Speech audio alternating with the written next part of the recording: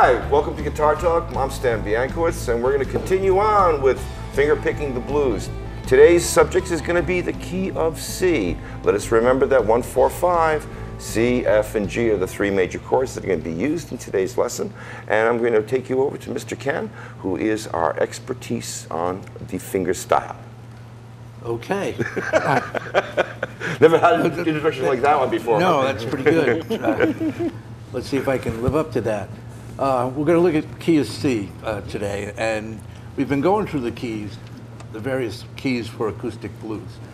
And we went through E, A, a little bit of D and G, and now we're at C. And we saved C for last because it's probably, I won't say the most difficult, it might be the most difficult to get a lot of variation in because you don't have the benefit of the open strings. And there are a couple of different ways to approach it. There's a style that's more like a Blind Lemon, Jefferson style when he's in C, and he approaches it very differently than, let's say, a Piedmont players do, or Mississippi John Hurt, who plays much like a Piedmont player, even though he's from Mississippi, but he was very isolated. So you have that kind of pretty finger-picking Piedmont style. You have actually a sort of a real down-and-out blues style of Blind Lemon.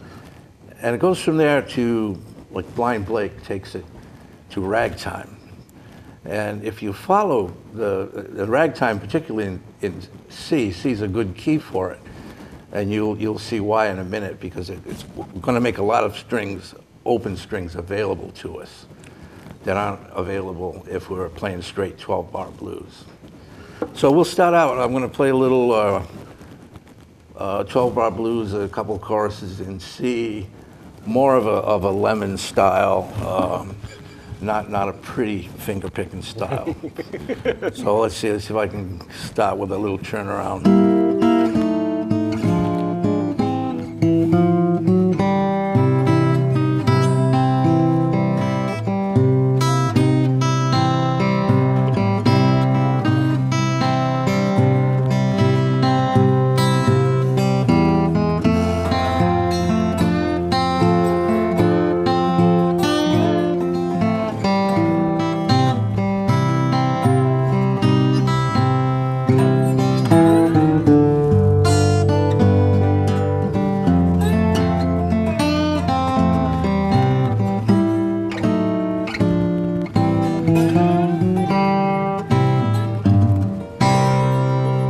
One chorus anyway. Yeah.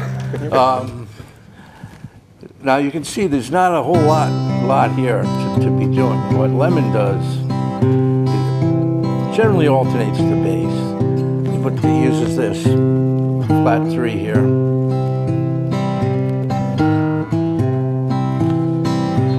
He'll come up here and use this turnaround, but use it melodically.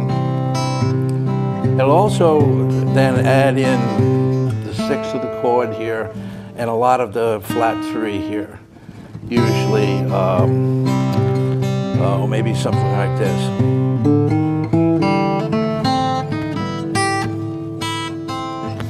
My fingers are shaking. I got the nerves today. Sorry about that. That's okay. I have a lot of problem playing in front of people. But let's see if I can calm them down. What you have to look for here is additional ways to play melodic lines. We have this F chord, which we generally grab with our thumb. Right. We've got another one right here, which is very useful because we can also get the flat 3 right there and have a little walk down, flat 3 to 3 on the 7. Walk down. You want to add as many open strings, like with that G string, open as possible. You can come up here to the 5th position and utilize that little walk down. But don't hit this G, use the open one. And it keeps everything ringing. That's a few turnarounds. There's this one.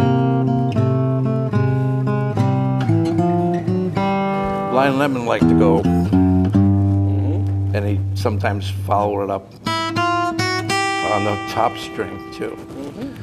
So there's a lot here. You can't overlook this fifth position particularly. You got a little F chord there, a C. These three-note triads are extremely useful. So, may I interject for just a second, Sure. Ken? The F chord that he was describing is a combination of this and this. Well, I can't see it on my glasses on. So he's hitting, out of this chord, he's hitting these two notes, and then he's going to these. So there's your major F, there's your F7.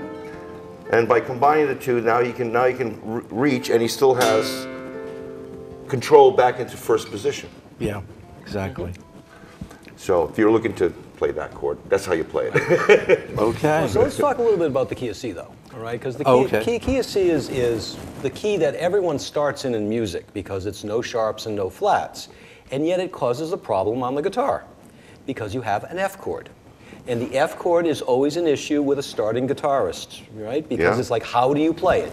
They show you this, and you go, well, that sounds so thin. And then they show you this, and you go, well, that's a bar. What's that all about? Yeah. Then they show you this.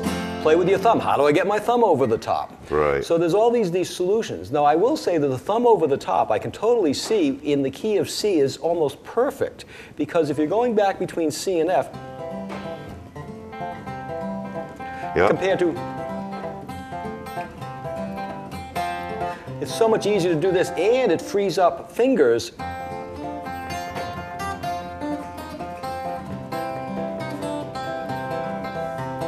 So it opens doors like that, which is kind of nice. The hardest part about C with the open strings is the B string. Is you got to avoid the B string when you're playing the blues, except for the G chord, because it just sounds wrong, right? And so that's part of the issue. Is you got to just remember to not play a string. And that's kind of tricky at times. Now, you can use it as a walk-down. It walks down very nicely, but in the chromatic format, in the chromatic. But if you just kind of hit it in the blue, and all of a sudden you're playing jazz, you've got a major seventh chord going. Well, I think a lot of the older players utilized what a former late great teacher of mine taught me was creating small bars to be able to free up other fingers. Like he would play, like most people would play an E minor, like to this effect, or perhaps these two fingers. He would play with one.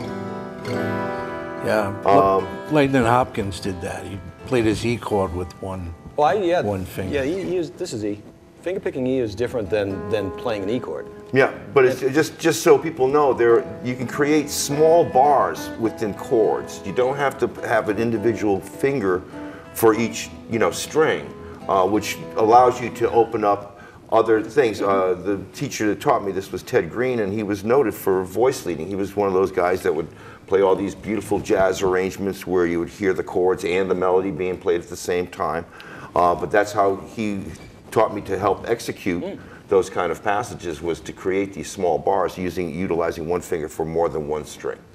That's my little stop. Well, I'll give you, for that, let's have a little exercise that helps develop that technique. Okay. All right? Where you take a finger and you learn how to flop it across. And once you can develop that looseness in the first joint, then it becomes this little pad that you can put across 2 and 3 strings very easily. Because you don't want to tie up your finger like this for those little partial bars. You really want to do it more like this.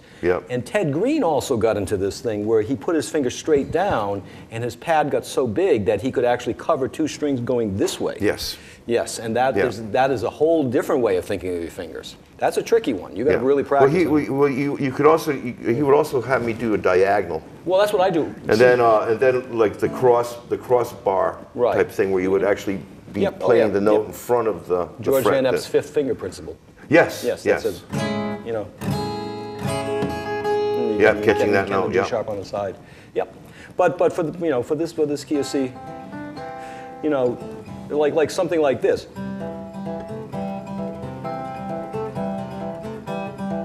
Is a lot easier than hopping it all the time.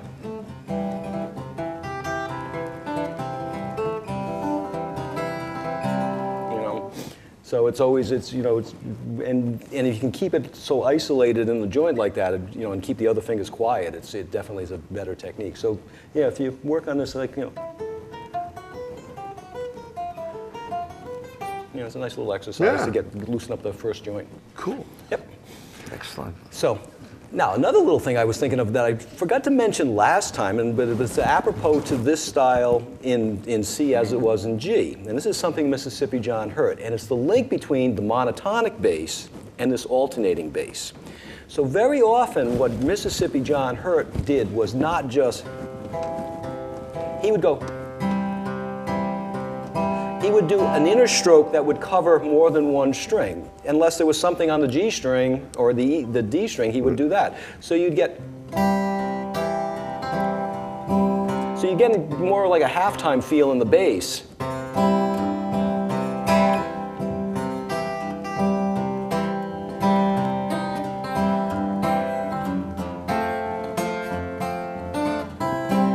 Right? And it still has that monotonic feel to it, and yet you're actually doing alternate picking.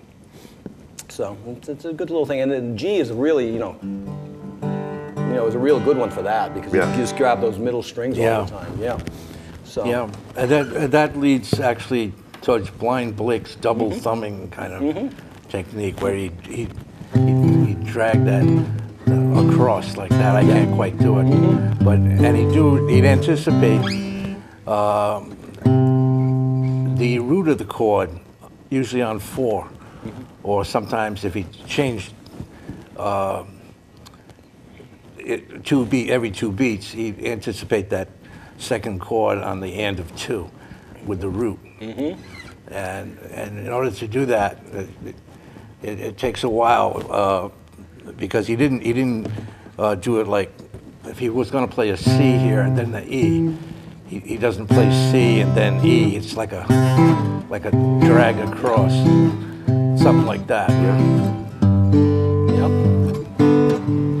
And apparently, I don't know how.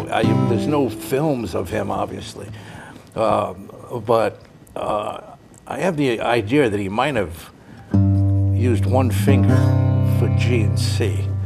To get that sound, that sound. Then he was able to do that and get the C chord, which I can't quite.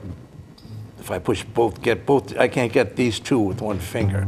He apparently could do it straight. I've seen guys that they have a big enough pad and finger, they just stay straight and they get both notes. Right. But even for me to get that F, that took a long time. And, as you said, this F chord is the problem. Every guitar player probably on the planet has had a split index finger from learning to play that. So I avoid that form of the chord as much as possible. The only time I actually use it is in C. Actually, I don't even use it there. I use this and use the cliche bend on the 6th.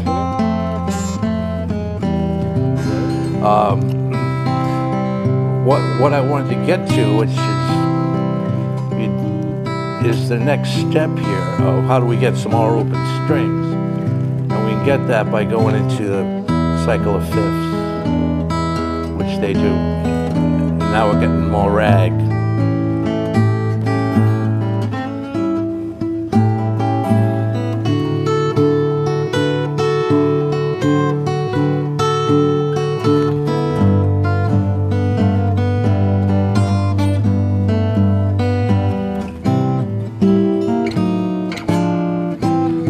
So we get all these open strings now, and you can keep it in 12 bars. 2 bars of C, whatever you want to play, to 2 bars of an E and something,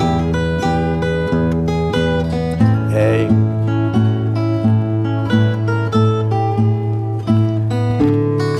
D. 7. That's another thing we need to talk about is if you look at all the blues books, for whether it be electric blues, acoustic blues, when they write the chord changes out, they always write, say if we're in the key of A, the first chord will be A7. And all the chords will be 7th chords, actually. And they'll actually write out that, well, we don't use triads. But that's really completely untrue. The early players, and I'm talking 1920s, 30s, they used, if they're in A, they're really emphasizing the A triad. But before they change, they'll throw in the 7th, or be one measure of a kind of a straight A, or 3 measures of it, like that, maybe. But then before we go to the G, there comes the 7th. And it's the same with when you get to the G chord. That's just a triad. And as a matter of fact, there's no 7 happening at all. It's just a D, an F sharp, and an A. And usually they'll pull off on the B, which is still the natural. 6th, because it falls under the fingers. And then there's the 7 here. Right. So it's something to keep in mind with your playing, that particularly in all the blues we've been playing is called slow change blues. We've been putting 4 bars of the 1 chord. And there's a quick change blues where the second measure, you use a 4 chord for 1 measure. And we've been playing a much earlier style. When you do that, that's when you want to keep in mind where you place the 7th. And they more often than not, you won't hear that 7th have a predominant sound until, if we're on a slow change, until the 4th bar. Then you'll hear that 7th. It doesn't mean they won't use it melodically in between there, but chordally, especially if there's 2 guys playing, if they're playing we're in E, you won't hear this strong 7th chord until just before the change to the A. Then back. So it's the same with this rag feel with the cycle of fifths. If we play C, now we don't want to go to C7 here, but just stay on a C triad. But the first measure of E might just be the E triad, and then the 7 to the A, then to A7, to a straight D, to a D7, and so forth, and all the way around back to C. Now, let me just backtrack a little bit for the folks that don't understand music theory and don't know when he's talking about 5 chords. Roughly in a nutshell, music kind of works the way a story works, and the 5 chords are always the explosion chords that lead back to the resolution, or they're the jumping chords. They're the chords that invite the movement to the next chord in root motion, kind of a thing. So if I was playing a C, and now I wanted to go to an F, if I put that C7 in it, you see how that resolved? And if we go 5 of 5s, this is an E, which is 5 of the A, which is 5 of the D, which is 5 of the G, which is 5 of the C, which is 5 of the F, which is 5 of the... So you've heard that before, but that's what it is. And what he's doing is, when he goes to the C, he's already established keys, so now he can go to any chord he wants to, and he chooses to go to the E, which is now the 5 of the A, which is now the 5 of the D, which is where now you're gonna go back to C? I'm gonna go to G now. Now, which is 5 of the G, and then back to C. So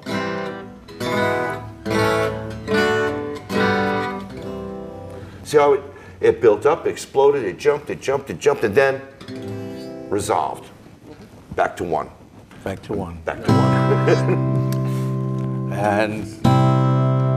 And with that, you can, if you take a look at some of the or just listen to their playing and you want to imitate it, if you play, say, 2 choruses, work out something of straight 12-bar blues in C, and you play 2 choruses of it with some different lead and whatnot. And then on the 3rd chorus, come to this. You've got a whole, basically a bridge. Yeah. And there you can open up to whatever you want to do.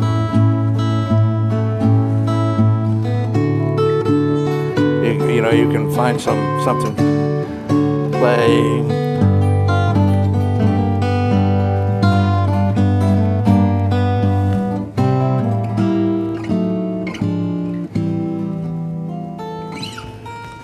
So that gives you plenty of material to improvise and come up with all your own tunes, basically. Yeah. Or if you listen to your favorite tunes by whatever, Brian Lemon or Blind Blake. Blake's a little other story. He's really, he has such speed. His speed is phenomenal when he plays. You don't notice it because of the way he sings. Yeah. You know, he sings almost very relaxed over the top of this, but when you sit down and actually try to set a metronome to how he's finger picking, and he's really at a phenomenal speed playing triplets and whatnot. But by experimenting with all this, you can then pick up all the little licks that they commonly use, and you put them together, and you can take any blues song and essentially, as long as you have the feel right, imitate it. And the people listening will hear the original artist in there, even though you're not playing all the notes note for note. As long as you play the turnarounds that they play and a couple of characteristic licks and maintain the feel that they have. Yeah, important. And that way, you can literally play 24 songs. If you can sing, you immediately, well, you got to be able to finger pick and sing too. But if you have a singer, you're gold. You can play pretty much any blues song as long as the feel's right. That's right. Yeah. You know, and use these cliche turnarounds. So that's pretty much my take on the key of C, other than if you're playing with another guitarist, you might want, we haven't ever discussed this, you know, we sit here and we just impromptu play together or try to.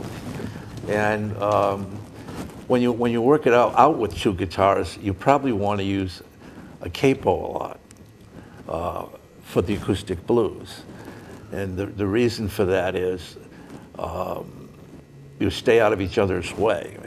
If I put a capo up here, let's say, on the 5th fret, I could play. Actually, I've got a capo. I'll do it for a second. Play in G. I'll play in G, but we'll be in C, right? Yes, indeedy. I should be. These capos work pretty well. Now the reason he's saying C is those 3 notes right there are a C chord. Yeah, and I'm going to play a G, use You're the gonna be G thinking- form of Yes. And just see how I'm way up here, Mark is down there, and he's got the bass notes going.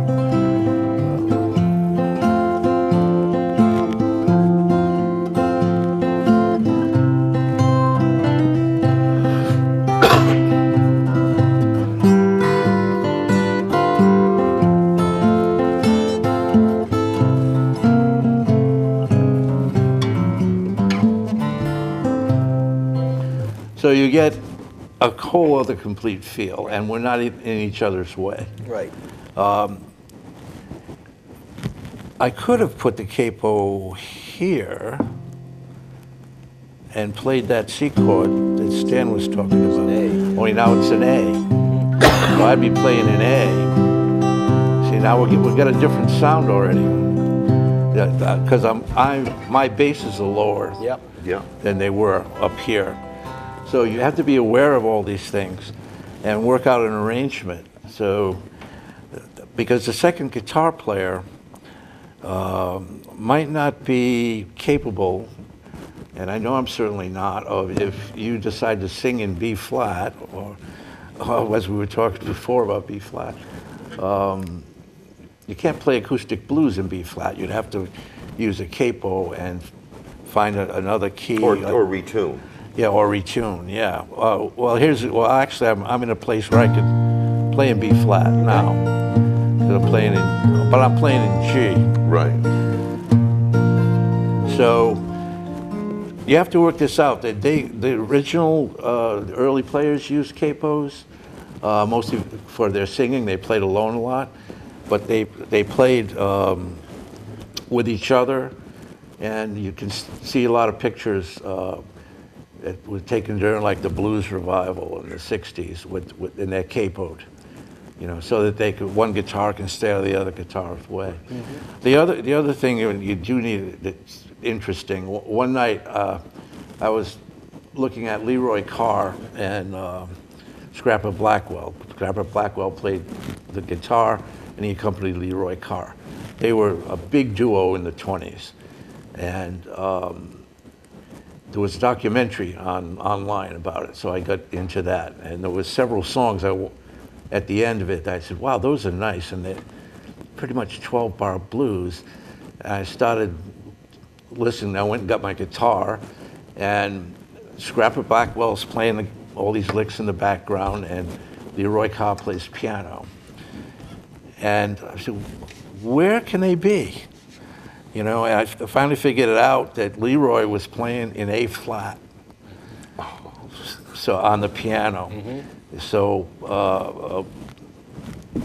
Scrapper was capoed somewhere. I forgot where. I think it was so we could get an open E tuning, like an E form. Yeah, so he must have been on the second fret. No, fourth fret? Fourth fret. Fourth fret. Fourth fret, yeah. Okay. Yeah, then you can play And A flat. so he had a completely different sound. I'm sure they were playing in A flat because Black keys. Yeah, and Leroy sang there. But they played all those songs like in A flat. And then if you try to figure out what key they're in, what they're playing alone, then you can be in trouble. Yeah. Because they might not be tuned. They might be tuned a step and a half low. They might be, their open E string might be F sharp or F. Right. You just don't know. You know, you have to experiment around. So why don't we close it up? Give a little bit of something in C for everyone. Yep. 1.